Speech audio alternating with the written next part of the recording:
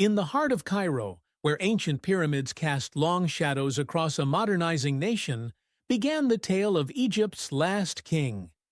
The year was 1920, and in the opulent halls of Abdeen Palace, a prince was born into a world of gilded promises and gathering storms. Farouk, son of King Fuad I, opened his eyes to a life of extraordinary privilege. As a young prince, his world was one of marble halls and uniformed servants, of crystal chandeliers and Persian carpets. While outside the palace walls, millions of Egyptians struggled for their daily bread. Young Farouk's greatest challenge was deciding which of his countless toys to play with next. His father, determined to prepare him for leadership, sent him to England's prestigious Royal Military Academy at Woolwich. But even the strict discipline of British military training couldn't temper the young prince's appetite for luxury. As he studied the art of war, his true passion lay in collecting, everything from rare coins to fast cars. Then, in 1936, destiny called. King Fuad's death thrust the 16-year-old Farouk onto the throne of Egypt. The nation held its breath as this handsome young king, barely more than a boy, assumed control of an ancient civilization at a crossroads. The early days of his reign sparked hope across Egypt. Here was a young, energetic king who spoke Arabic fluently. Unlike his Turkish-speaking father, the people saw in him the promise of a new dawn, a bridge between Egypt's ancient heritage and its modern aspirations. But the gap between promise and reality soon began to widen. While Farouk's collectors acquired ever more precious artifacts for his palaces, the streets of Cairo filled with the desperate and hungry. His fleet of red automobiles grew as his people's patience shrank. The political stakes were high.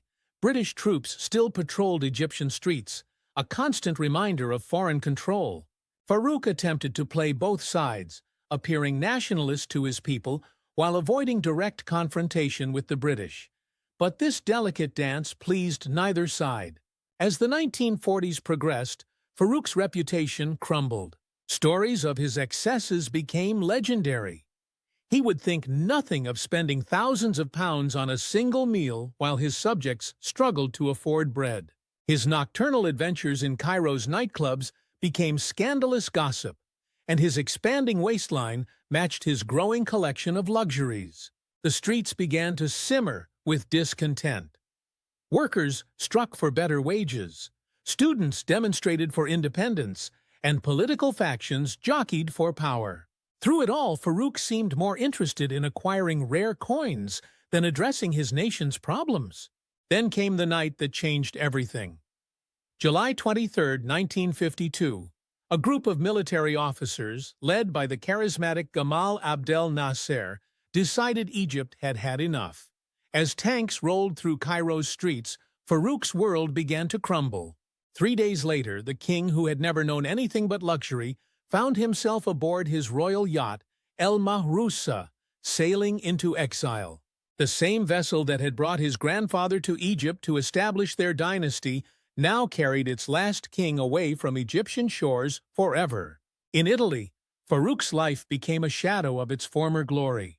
The man who once ruled over the land of the pharaohs now spent his days in Rome's cafes and casinos. His fortune dwindled, much like his relevance to the country he'd left behind. When death came in 1965, it found him at a restaurant in Rome. The former king, once slim and handsome, had become overweight and prematurely aged. He was just 45 years old. Today, Farouk's story serves as a cautionary tale of power, privilege, and lost opportunity. His reign marked the end of not just a dynasty, but of an entire way of life in Egypt.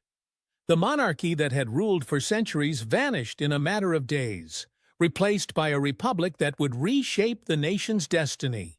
In the end, Farouk's tragedy was not just personal, but national. He was a king who had everything except what mattered most: the wisdom to lead and the strength to change. His story reminds us that power without purpose and privilege without responsibility are seeds that grow into their own destruction. As the sun set on Egypt's monarchy, it also set on an era, a time of kings and palaces, of colonial powers and ancient dynasties. Farouk's fall marked not just the end of his rule, but the beginning of a new chapter in Egypt's long and continuing story.